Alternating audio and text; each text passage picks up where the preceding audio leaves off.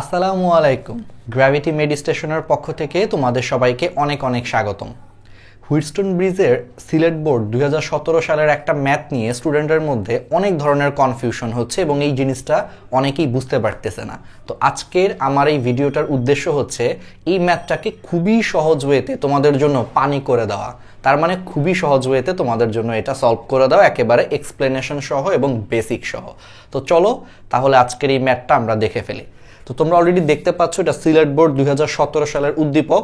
প্রশ্নটা আমি এখানে তুলি নাই কারণ প্রশ্নটা খুবই সহজ। প্রশ্নে বলেছে যে তোমার এই যে এটা হলো বিসি অংশ, বলছে বিসি অংশের মধ্য দিয়ে তড়িৎ প্রবাহ বের করো যখন এই চাবিটা খোলা থাকে এবং যখন চাবিটা বন্ধ থাকে।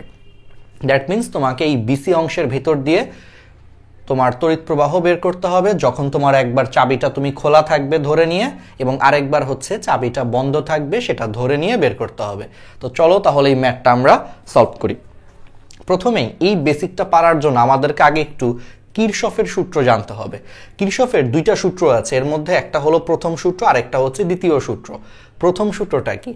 প্রথম সূত্রটায় কিরশফ সাহেব বলেছেন, বা এটাকে তোমরা কারশফও বলতে পারো, হোয়াট এভার একটা বললেই হয়েছে, উনি মাইন্ড করবে না, সমস্যা নাই। আচ্ছা, তো কিরশফের ফার্স্ট সূত্রে যেটা আমরা বলতে পারি যে কোনো একটা জাংশনে সবগুলো তড়িৎ প্রবাহের বীজগাণিতিক যোগফলের মান অলওয়েজ 0 হয়। তাহলে প্রথম সূত্রটা কি? যে কোনো একটা জাংশনে সবগুলো তড়িৎ প্রবাহের যোগফলের মান অলওয়েজ 0 হয়। ব্যাপারটা একটু ব্যাখ্যা করি।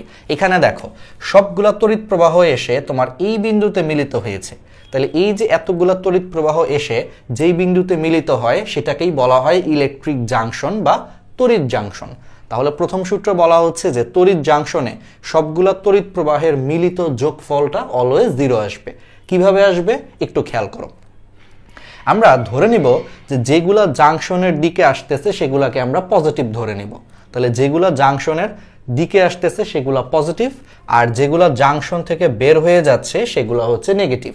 তাহলে এই এক্সাম্পলে I1 এবং I3 জাংশনে ঢুকছে, তাহলে I1 এবং I3 হবে হলো পজিটিভ।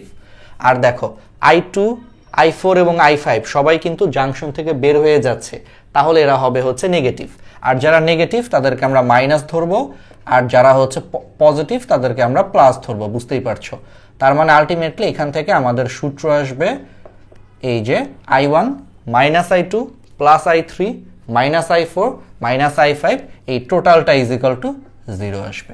আর তোমরা তো জানোই যে এখানে কিন্তু আমি সবগুলাকে যোগ করেছি, বাট তোমরা ভালো মতোই জানো যে মাইনাস কোনো কিছুকে যোগ করলে আলটিমেটলি প্লাসে মাইনাসে ওগুলো মাইনাসই থাকে। তাহলে এটাই হচ্ছে আমাদের কারশফের প্রথম সূত্রের বেসিক, যে কোনো একটা জাংশনে সবগুলো তড়িৎ প্রবাহের যোগফলটা অলওয়েজ 0 আসবে। সেই ক্ষেত্রে যেগুলা জাংশনে আসবে তারা প্লাস, আর যেগুলো বের হবে তারা মাইনাস, তাহলে ইজ ইকুয়াল টু 0।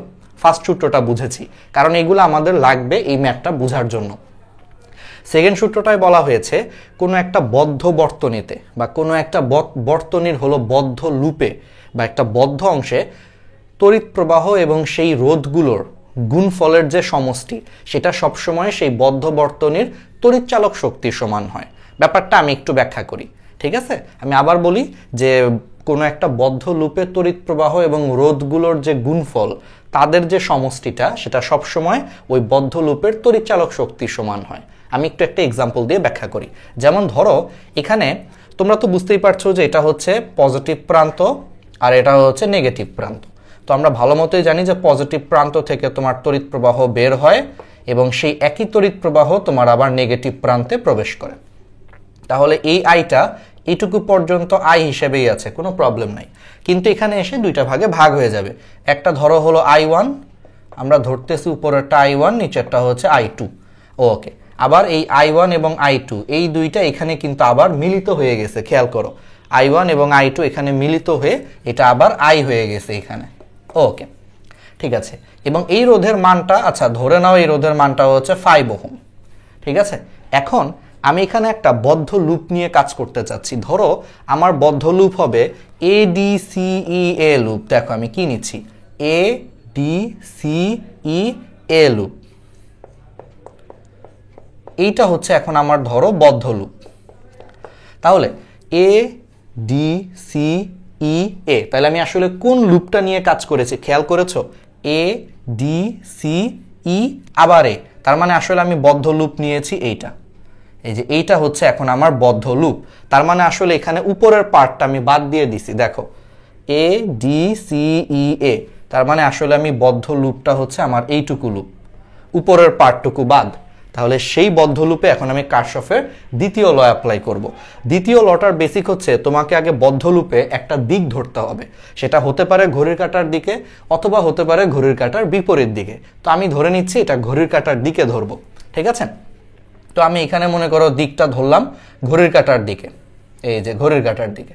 তাহলে খেয়াল করো, নিয়ম হচ্ছে আমি যেই দিকটা ধরবো সেই দিকের সাথে যদি তড়িৎ প্রবাহের দিকটা মিলে যায় তাহলে তড়িৎ প্রবাহ পজিটিভ হবে, আর যদি না মিলে তাহলে তড়িৎ প্রবাহটা নেগেটিভ হবে।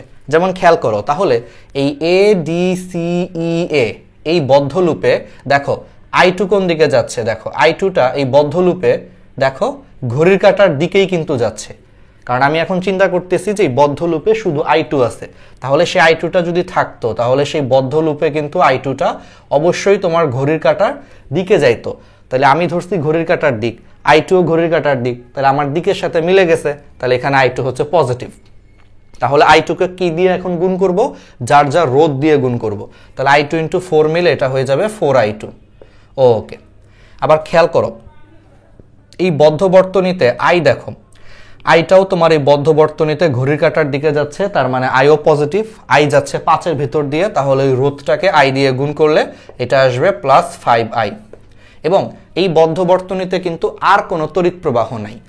খেয়াল করো I1 কিন্তু এর ভিতরে নাই, কারণ আমরা লুপ নিছি কিন্তু এই যে বারবার মনে করায় দিচ্ছি A D C E A loop, এল তো এটা বাদ, তাহলে এটার হিসাব বাদ। তাহলে এটা ইজিক্যাল টু কত হবে, সেই বদ্ধ বর্তনীর টোটাল তড়িৎচালক শক্তি সমান হবে। এখন খেয়াল করো, আমরা তো নর্মালি জানি ব্যাটারি সবসময় প্লাস থেকে মাইনাসের দিকে তড়িৎ প্রবাহ পাঠায়। তাহলে দেখো ব্যাটারির ক্ষেত্রে প্লাস থেকে মাইনাসের দিক কোন দিক, তাহলে দেখো তো ঘড়ির কাঁটার দিক না। তাহলে খেয়াল করো এই যে ব্যাটারি যখন প্লাস থেকে মাইনাসের দিকে পাঠাচ্ছে, তাহলে প্লাস থেকে মাইনাস দিক চিন্তা করলে ঘড়ির কাঁটার দিক, তাহলে সেই দিকটা কিন্তু আমাদের দিকের সাথে মিলে গেছে। তার মানে এখানে ব্যাটারির তড়িৎচালক শক্তিটাও প্লাস হবে, তার মানে এটা ইজিক্যাল টু 5 হয়ে যাবে। তাহলে এটাই হচ্ছে সূত্র, যে কোনো একটা বদ্ধ লুপে সবগুলা তড়িৎ প্রবাহ এবং তাদের রোধের যে গুণফলের যে যোগফল সেটা ইজিক্যাল টু এই বদ্ধ বর্তনীর টোটাল তড়িৎচালক শক্তির সমান হবে। ক্লিয়ার? এখন তুমি একটা জিনিস চিন্তা করতে পারো যে ভাইয়া এই লুপে আপনি তো ঘড়ির কাঁটার দিকে নিছেন, আমি যদি ঘড়ির কাঁটার বিপরীত দিকে নেই তাহলে কি আমি সেই একই সূত্র কি পাবো কিনা? চলো একটু দেখি। যদি তুমি ঘড়ির কাঁটার বিপরীত দিক ধরে নাও, এটা তোমার ইচ্ছা কিন্তু দিকটা, তুমি ধরে নিলা যে ADCEA এই লুপটা নিয়ে তুমি কাজ করবা, বাট তুমি ধরে নিলা এখন তুমি ঘড়ির কাঁটার বিপরীতে কাজ করবা, এই যে এই দিক ধরে নিলা ঘড়ির কাঁটার বিপরীত দিক। তাহলে সেই ক্ষেত্রে ঘড়ির কাঁটার বিপরীত দিক চিন্তা করলে দেখো এই বদ্ধ লুপে কিন্তু এখন I2 কিন্তু যাচ্ছে ঘড়ির কাঁটার দিকে, তাহলে I2 নেগেটিভ, তাহলে এটা হয়ে যাবে -4I2। আবার সেম ভাবে I এর দিকটাও কিন্তু বিপরীত দিক, মানে আইটা যাচ্ছে হলো ঘড়ির কাঁটার দিকে, কিন্তু আমি তো দিক ধরে নিছি ঘড়ির কাঁটার বিপরীত দিকে, তাহলে আমার দিকের সাথে আয়ের দিক কিন্তু মিলে নাই, তাহলে এটা অবশ্যই নেগেটিভ হয়ে যাবে। আবার খেয়াল করো ব্যাটারি সবসময় পজিটিভ থেকে নেগেটিভের দিকে তড়িৎ প্রবাহ পাঠায়, তো প্লাস থেকে মাইনাসের দিকে যখন তড়িৎ প্রবাহ পাঠাবে ব্যাটারির দিকটাও কিন্তু ঘড়ির কাঁটার দিকে, বাট আমি দিক ধরছি ঘড়ির কাঁটার বিপরীতে, তাহলে আমার দিকের সাথে ব্যাটারির দিকটা মিলে নাই, তাহলে এটাও কি হবে মাইনাস হয়ে যাবে। দ্যাট মিনস অবশ্যই সামনে হলো -5 হবে। কিন্তু দেখো যেই লাও সেই কদুই, কেন? কারণ সবই মাইনাস। আমি কিন্তু চাইলে এখান থেকে একটা মাইনাস কমন নিয়ে এটাকে প্লাস বানায় দিতে পারি, রাইট? তারপর দুই পাশ থেকে মাইনাস তুলে দিতে পারি, দেখো সে আগের জিনিসই আসছে। এই কারণে এটা আসলে ম্যাটার করে না যে তুমি কোন দিকে নিবা, ঘড়ির কাঁটার দিকে নিলেও হবে, ঘড়ির কাঁটার বিপরীত দিকে নিলেও হবে। এখন যদি এই দুইটা সূত্র আমরা বুঝে থাকি তাহলে খুব সহজেই আমরা এখন সিলেট বোর্ড 2017 সালের প্রশ্নটা আমরা সলভ করতে পারবো। ঠিক আছে? ওকে, তাহলে এখন আসো আমরা এটা একটু মুছে দেই। এখন আমাদের এই হিসাব নিকাশ করার জন্য কিছু জিনিস লাগবে, তাহলে এটা আমরা একটু মুছে দেই। হ্যাঁ, ওকে, তোমাদের কাছে কি কঠিন লাগছে কারশফটা? দেখো অনেক সহজ, কিন্তু অনেক সহজ, আসলে বুঝতে পারলে খুবই সহজ এখন। আচ্ছা, এখন সিলেট বোর্ডে ফার্স্টে বলছে যে চাবি খোলা থাকলে, মানে এই যেখানে একটা চাবি আছে সেই চাবি খোলা থাকলে এই বিসি অংশের তড়িৎ প্রবাহ কত হবে, আবার চাবি বন্ধ থাকলে বিসি অংশের তড়িৎ প্রবাহ কত হবে। একটা জিনিস সবসময় খেয়াল রাখবা, বর্তনীর ক্ষেত্রে চাবি খোলা মানে কি, সেটা আসলে খোলা বর্তনী বোঝায়। তার মানে বর্তনীর ক্ষেত্রে চাবি খোলা আছে মানে সেটা আসলে খোলা বর্তনী বোঝায়। আর তোমরা বলো তো, খোলা বর্তনীর ভিতরে জীবনে শুনছো তড়িৎ প্রবাহ হবে? হবে না, কারণ তড়িৎ প্রবাহ কেমনে হবে? বর্তনী তো খোলা, কানেকশন নাই, তার ছিঁড়ে গেছে। তাহলে কি সেটার ভিতর দিয়ে কি তড়িৎ প্রবাহ হবে? হবে না। তার মানে প্রথমে যখন বলছে যে চাবি খোলা আছে, তার মানে এই জায়গার ভিতর দিয়ে কোনো ধরনের তড়িৎ প্রবাহ হবে না। তাহলে প্রথমে যখন আমরা ধরবো প্রশ্ন অনুযায়ী যে চাবি খোলা আছে, তাহলে চাবি খোলা থাকলে আমি ধরে নিব যে এই রাস্তার ভিতর দিয়ে কোনো তড়িৎ প্রবাহ হচ্ছে না। ঠিক আছে? যদি কোনো কিছু না হয় তাহলে এই রাস্তাটাকে আমরা এখন বাদ দিয়ে দিই আমাদের প্রথম হিসাব অনুযায়ী। সিলেট বোর্ড 2017 প্রশ্ন, ঘ নম্বর প্রশ্নটা আর কি। আচ্ছা, তাহলে এখন খেয়াল করো, এটা হচ্ছে ব্যাটারির পজিটিভ প্রান্ত। তো পজিটিভ থেকে আই বের হইলো এইটুকু পর্যন্ত আই। তারপরে দেখো আইয়ের সামনে দুইটা রাস্তা আছে, একটা মনে করো এই রাস্তা দিয়ে গেছে I1 আর আরেকটা এই রাস্তা দিয়ে গেছে I2। বাট দেখেই বুঝতে পারতেছো সেই আইটা তোমার কি সুন্দর করে হলো এই যে এখানে আসছে I1টা, আর I2টা এখানে এসে আবার সেই I1 এবং I2 মিলে আবার এটা I হয়ে গেছে, হয়ে এটা আবার নেগেটিভ প্রান্ত দিয়ে প্রবেশ করছে। ওকে, তাহলে এখন তাহলে বিসি অংশের ভিতর দিয়ে কতটুকু তড়িৎ প্রবাহ গেছে? I1-ই কিন্তু গেছে এই এক্সাম্পলের জন্য। তাহলে চলো এখন আমরা I1 এবং I2-র মানটা বের করি। তাহলে প্রথমে আমরা এখানে একটা কাজ করি, আমরা হলো কিরশফের সূত্র অ্যাপ্লাই করি। তো খেয়াল করো, কিরশফের সূত্র, কিরশফের তোমার যে সূত্রগুলো আছে তার মধ্যে সবচেয়ে ইম্পর্টেন্ট একটা সূত্র হচ্ছে, তুমি দেখো এখানে আমরা একটা কাজ করতে পারি। আমরা কি কাজ করতে পারি?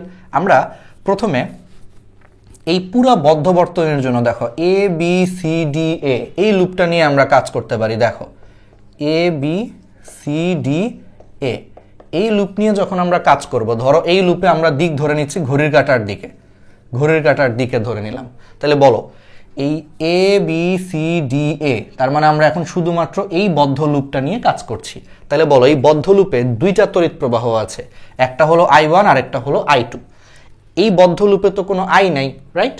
আচ্ছা, এখন I1 এর দিকটা কোন দিকে? দেখো এই বদ্ধ লুপে I1 এর দিকটা কিন্তু অ্যাকচুয়ালি ঘড়ির কাঁটার দিকে। মানে আমরা যদি ধরে নেই যে এই বদ্ধ লুপে শুধুমাত্র I1 আছে, তাহলে সেই I1টা কিন্তু আলটিমেটলি ঘড়ির কাঁটার দিকেই যাইতো। খেয়াল করো এই যে এই যে এই যে ঘড়ির কাঁটার দিকে, তার মানে এখানে I1 এর দিকটা ঘড়ির কাঁটার দিকে। তাহলে I1 কার কার ভিতর দিয়ে যায়?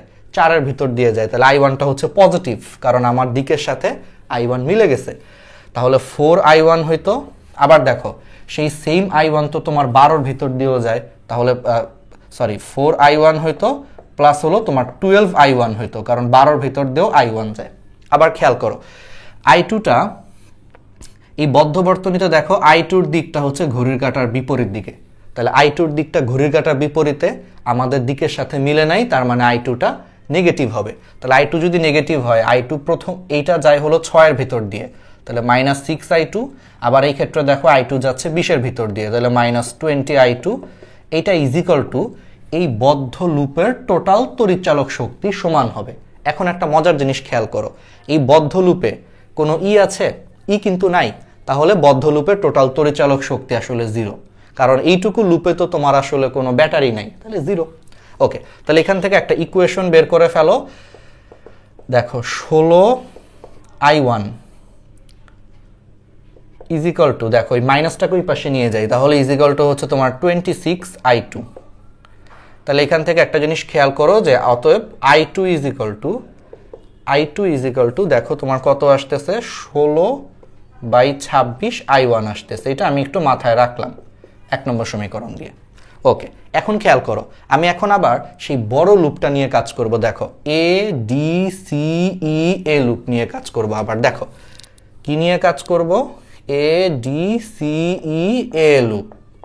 দেখো A D C E A loop, তার মানে এখন আমি কাজ করতেছি আসলে যে এইটুকু লুপ নিয়ে, এইটুকু নিয়ে।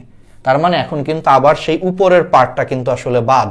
দেখো A D C E A loop, তাহলে এইটুকু লুপের জন্য আমার কিন্তু I1 কিন্তু নাই এখন। তাহলে এই লুপে কিন্তু শুধুমাত্র এখন I2 আছে আর I আছে। কিন্তু মজার ব্যাপার হচ্ছে, দেখো আমি এই লুপের জন্য ঘড়ির কাঁটার দিক আগে ধরে নেই। তাহলে দেখো এই লুপের জন্য I2-র দিকটা কিন্তু আবার ঘড়ির কাঁটার দিকে, কারণ আমি যখন A D C E A loop নিয়ে কাজ করব, তখন দেখো i2 এর দিকটা কিন্তু ঘড়ির কাঁটার দিকে হয়ে যাবে অটোমেটিক। তাহলে i2 এর দিকটা ঘড়ির কাঁটার দিকে, তার মানে i2টা হচ্ছে পজিটিভ। তাহলে এটা হবে 6i2 প্লাস তোমার 20i2। এখানে কিন্তু i হবে না। কেন হবে না? দেখো এই লুপে i তো আছে, কিন্তু i যেই রোধের ভিতর দিয়ে যায়, দেখো তো i তো কোনো রোধের ভিতর দিয়ে সরাসরি যাচ্ছে না। দেখো i এর জন্য তো কোনো রোধ নাই এখানে, তার মানে i এর জন্য কোনো রোধ নাই, মানে আসলে রোধ হচ্ছে শূন্য। তো i কে যখন রোধ দিয়ে গুণ করবে এটা অটোমেটিক শূন্য হয়ে যাবে, তার মানে এটা আসলে বাদ, আমাদের আর চিন্তা করা লাগবে না। আর i1 তো এই লুপের মধ্যে নাই, তাহলে i1 তো আরো আগে বাদ। আচ্ছা, তাহলে এটা ইজিক্যাল টু হবে সেই বদ্ধ বর্তনীর টোটাল তড়িৎচালক শক্তি। তাহলে বলো এই বদ্ধ বর্তনীতে কিন্তু সরাসরি ব্যাটারি আছে, তাহলে এটা হবে ব্যাটারির তড়িৎচালক শক্তি। আবার ব্যাটারি চিন্তা করো প্লাস থেকে মাইনাসের দিকে তড়িৎ প্রবাহ পাঠায়, তাহলে প্লাস থেকে মাইনাসের দিকটা দেখো এই বদ্ধ বর্তনীর জন্য ঘড়ির কাঁটার দিকে, যেটা আমার দিকের সাথে মিলে গেছে, তাহলে ব্যাটারির তড়িৎচালক শক্তি হবে +12। তাহলে এখান থেকে আমরা বলতে পারি যে 26i2, এটা যদি 12 হয় তাহলে এখান থেকে আমরা একটু i2 এর মানটা বের করি। আমার সামনে ক্যালকুলেটর আছে, আমি একটু কষ্ট করে এখান থেকে i2 এর মানটা হলো আমরা বের করে ফেলি। তাহলে কত আসবে দেখি একটু, 12 ভাগ হলো তোমার 26, আচ্ছা 0.4615 এরকম কিছু একটা আসতেছে। তাহলে একটা কাজ করি, i2 এর মান এত হইলে এখান থেকে আমি এখন i1 এর মান বসায় দিই, মানে i1 এর মানটা সরাসরি বের করি। ঠিক আছে, তাহলে আমি এখান থেকে i2 এর মানটা বের করেছি, যেটা আসতেছে তোমার আচ্ছা আমি আগে লিখি, এটা আসতেছে 0.4615 অ্যাম্পিয়ার।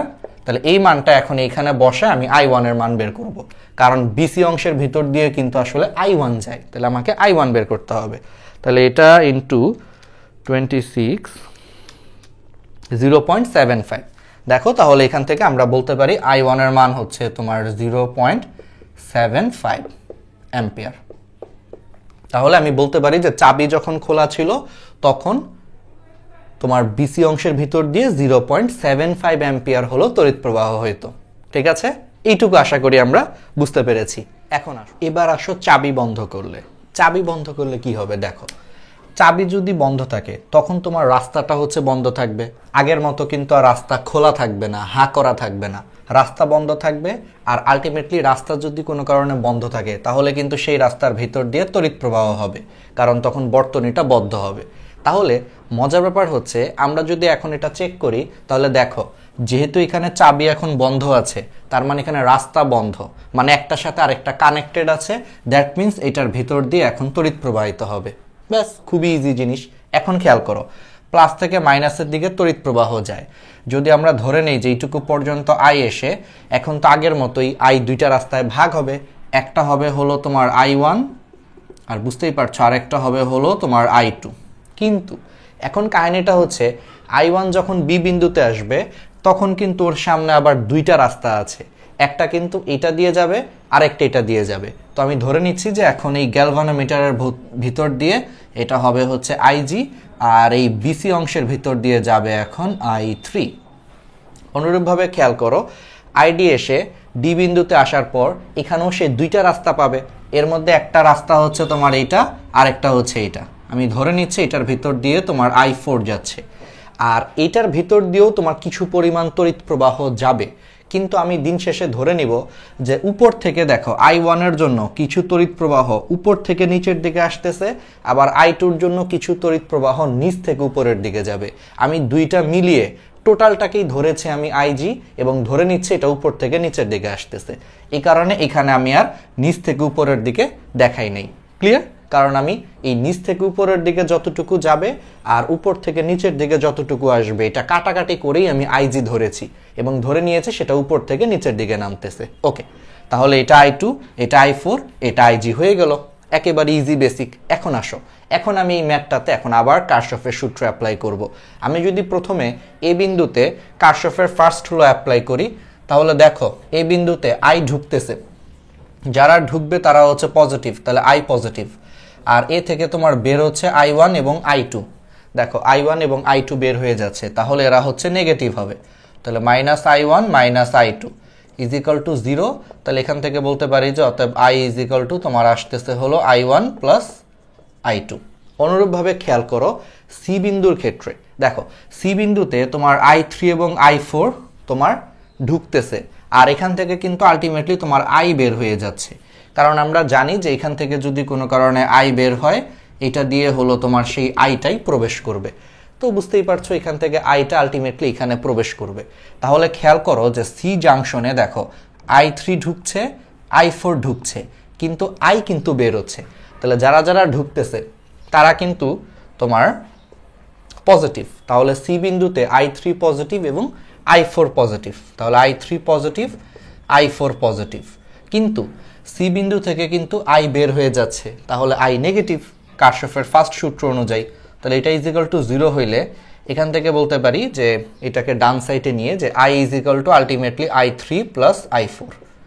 এখন একটা মজার জিনিস খেয়াল করো, দেখো i is equal to i1 plus i2, আবার i ইজ ইকুয়াল টু হচ্ছে i3 প্লাস i4। তাহলে একটা কাজ করি, তাহলে এখান থেকে আমি বলতে পারি যে i1 plus i2 is equal to i3 plus i4। তাহলে এটা আমি যদি এখন এখান থেকে বলি, তাহলে একটু খেয়াল করো যে i1 প্লাস i2, তাহলে এটা ইজ ইকুয়াল টু আবার লেখা যায় i3 প্লাস i4। তাহলে এখান থেকে আমি একটু i4 এর মানটা একটু পাশে লিখে রাখি। তাহলে এখান থেকে i4 ইজ ইকুয়াল টু হবে i1 plus i2 minus i3। ওই যে i3টাকে ওই পাশে নিয়ে মানটা লিখে রাখলাম, এটা আমাদের পরবর্তীতে কাজে লাগবে। ওকে, আবার আরেকটা মজার ব্যাপার খেয়াল করো, আমি যদি বি বিন্দুতে যদি কারশফের ফার্স্ট ল অ্যাপ্লাই করি, খেয়াল করো যে বি বিন্দুতে তোমার i1 ঢুকতেছে, i1 ঢুকছে, তার মানে i1 হচ্ছে তোমার পজিটিভ।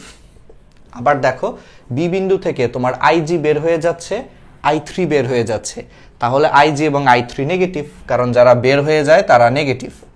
তাহলে minus ig minus i3 is equal to হচ্ছে 0।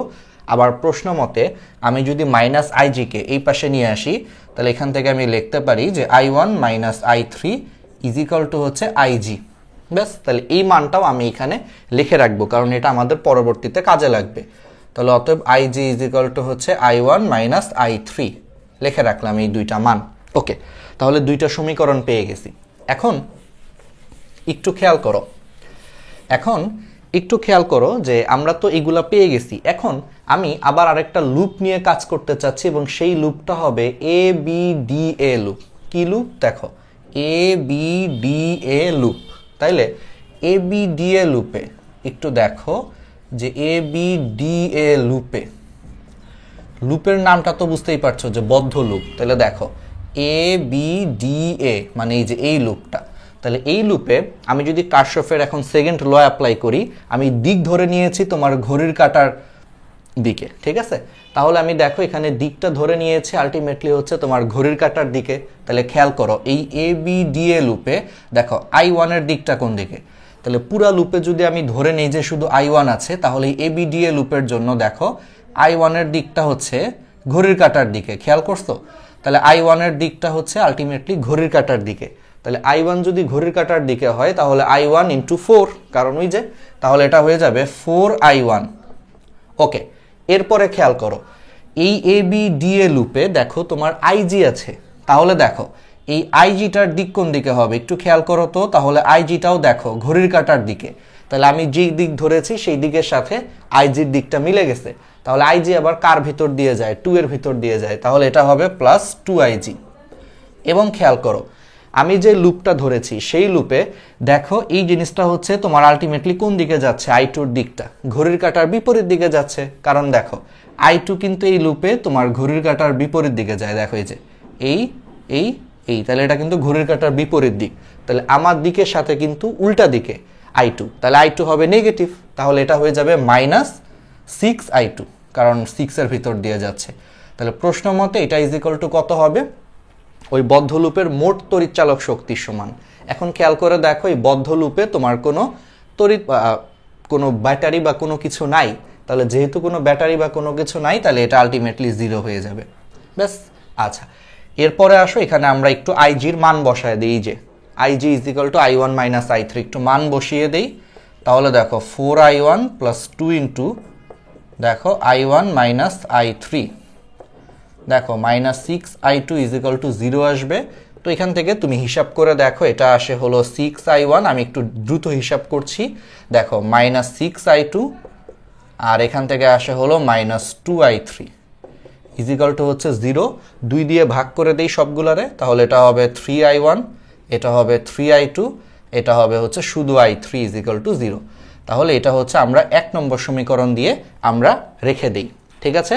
অনুরূপভাবে ABDA লুপ, তাহলে এটা আমরা একটু হিসাব করে রাখি। এরপরে আসো, একটু খেয়াল করো, এরপরে আমরা আরেকটা লুপ নিয়ে কাজ করতে চাচ্ছি, সেটা হচ্ছে BCDB লুপ। কোন লুপ? দেখো BCDB লুপ। তাহলে আমরা যদি এখন BCDB লুপ নিয়ে কাজ করি, একটু খেয়াল করো, BCDB লুপে যদি আমরা কারশফের সেকেন্ড ল অ্যাপ্লাই করি, আমি দিক ধরে নিয়েছি সবগুলোই ঘড়ির কাঁটার দিকে। তাহলে এবার খেয়াল করো, এই BCDB লুপে দেখো i3 দিকটা কিন্তু ঘড়ির কাঁটার দিকে, তার মানে আমার দিকের সাথে কিন্তু মিলে গেছে। তাহলে i3 × 12, তাহলে এটা হবে কিন্তু 12/3। একটু খেয়াল করো, কিন্তু এই BCDB লুপে দেখো i4 এর দিকটা কিন্তু ঘড়ির কাঁটার বিপরীত দিকে। দেখো এই যে i4, এই লুপে i4টা কিন্তু ঘড়ির কাঁটার বিপরীত দিকে, তাহলে আমার দিকের অপোজিটে বা বিপরীত দিকে, তাহলে i4 হবে নেগেটিভ, তাহলে i4 20-র ভিতর দিয়ে যায়, তাহলে এটা হবে -20i4। আবার খেয়াল করো, এই BCDB লুপে দেখো IG-র দিকটাও কিন্তু বিপরীত দিকে, কারণ খেয়াল করো IG-টা কোন দিকে যাচ্ছে এই লুপে? ঘড়ির কাঁটার বিপরীত দিকে, যেটা আমার দিকের বিপরীতে, তাহলে এটাও নেগেটিভ হবে, দ্যাট মিন্স -2IG হবে। আবার সে আগের মতো এই লুপে কোনো ব্যাটারি নাই, তার মানে তড়িৎচালক শক্তি হচ্ছে 0। ওকে, তাইলে এখন বুঝতেই পারছো সে আগের মতো এখানে আমি i4 এর মানটা, এই যে এই সমীকরণ থেকে i4টা এখানে আমি বসায়া দিব। দেখো আমি একটু বসায় দেই, তাহলে এই সমীকরণ থেকে i4 এর মানটা বসায় দেই আর IG-র মানটা বসায় দেই। তাহলে বসাইলে কি হবে? দেখো 12i3 -20, i4 এর এই মানটা যদি তুমি বসিয়ে দাও, তাহলে i1 + i2 - i3 হয়ে যাবে, আবার -2IG, IG-র জায়গায় যে এই মানটা যদি আমরা বসিয়ে দেই, তাহলে i1 - i3, যেটা আমরা আগে বের করে রাখছি। এখন আমি একটু দ্রুত করার জন্য এখান থেকে হিসাব করে আমি একটা ইকুয়েশন আগেই বের করে রাখছি।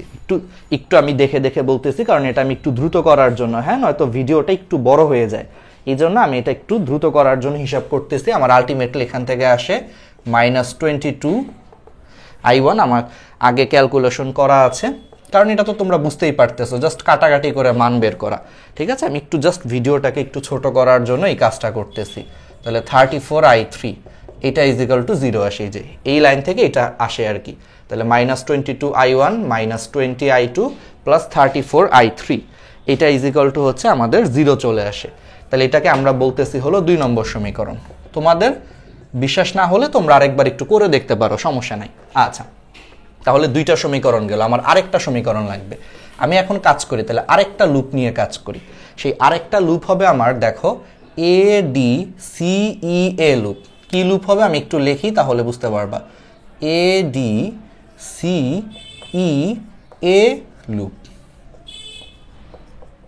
খেয়াল করো, এই যে লুপটা হচ্ছে ADCEA লুপ, তার মানে এখানে আবার সে আগের মতোই আমি উপরের পার্টটুকু বাদ দিয়েছি। উপরের পার্টটুকু বাদ দিয়ে আমি চিন্তা করতেছি এখন শুধুমাত্র এইটুকু লুপ নিয়ে, ADCEA। দেখো ADCEA লুপ নিয়ে চিন্তা করতেছি, মানে উপরের পার্টটুকু বাদ আসলে। আচ্ছা, তাহলে এই যে এই নিচের লুপটুকু নিয়ে যদি আমি শুধুমাত্র চিন্তা করি, তাহলে সেইটুকু লুপের জন্য দেখো আমি দিক ধরতেছি সব তোমার ঘড়ির কাঁটার দিকে, আমার দিকটা। তাহলে দেখো এইটুকু লুপে কে আছে? i2 আছে। তাহলে দেখো i2-র দিকটা কোন দিকে? এই লুপের জন্য i2-র দিকটা হচ্ছে তোমার ঘড়ির কাঁটার দিকে, যেটা আমাদের দিকের সাথে মিলে গেছে, তাহলে i2 পজিটিভ, তাহলে 6i2 হবে। আবার খেয়াল করো, এইটুকু লুপের জন্য i4 এর দিকটাও ঘড়ির কাঁটার দিকে মিলে গেছে, তাহলে +20i4। আর এইটুকু লুপের জন্য i আছে, বুঝতেই পারতেছো, i1 ig i3 সব বাদ, কারণ আমি তো উপরের অংশটা বাদ দিয়ে শুধুমাত্র এইটুকু লুপ নিচ্ছি, যে ADCEA লুপ নিচ্ছি, তো উপরের এইগুলো তো বাদ চলে যাবে। তাহলে এইটুকু লুপের মধ্যে i আছে, কিন্তু i এর জন্য কোনো রোধ নাই। দেখো এই যে i এর জন্য এখানে কোনো রোধ নাই, তো i হিসাবে আসবে না। তাহলে এটা ইজিক্যাল টু কি হবে? ব্যাটারির তড়িৎচালক শক্তির সমান হবে। এবার দেখো এই লুপে কিন্তু ব্যাটারি আছে, এই যে ADCA লুপ, এই লুপটাতে ব্যাটারি আছে।